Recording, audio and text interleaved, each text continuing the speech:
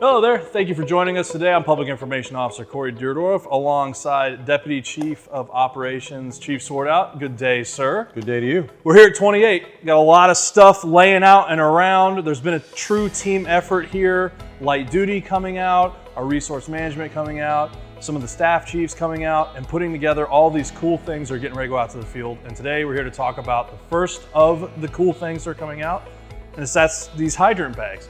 Chief, kind of tell me about what these are and what's inside of them.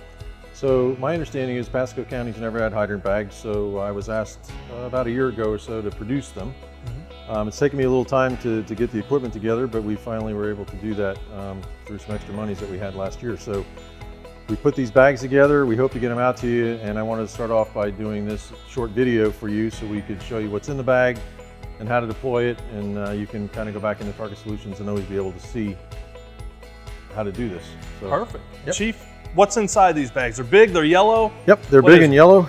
So what's in the bag? What's in the bag? What's in the bag? Okay, so in this bag, interestingly enough, there's a hydrant wrench, which you guys would probably think that we would have. This is a ratchet style hydrant wrench, a little different than what you're used to. It can lock out and be a regular hydrant wrench, or you can ratchet either way. This can be dangerous though, and we'll talk about that when we get to the next part of this video. Absolutely.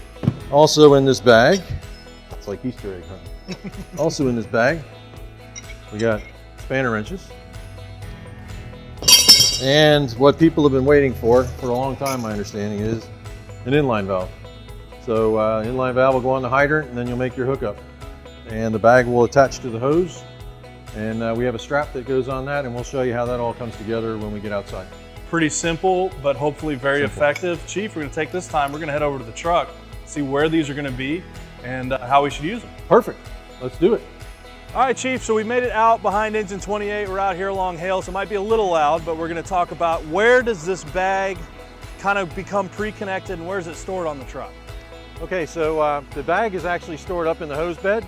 We're gonna walk away from the hose bed, and we'll go to the bag and I'll show you kind of where it's mounted.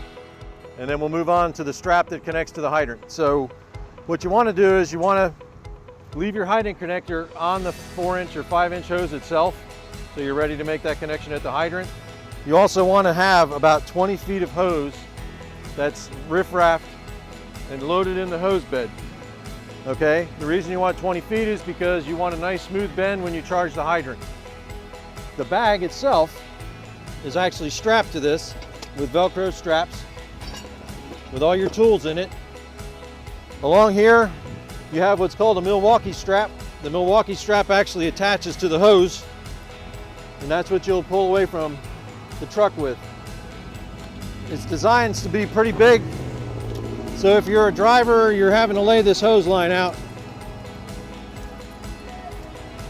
you literally can put it right around you if you had to, and you can walk away and walk down the street with it. Once you get what you need done, you signal your driver to drive.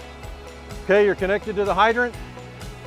Your captain should probably come back here with you if you're the hydrant man, because he should be walking this hose line down to make sure that the hose doesn't get caught up while you're laying out.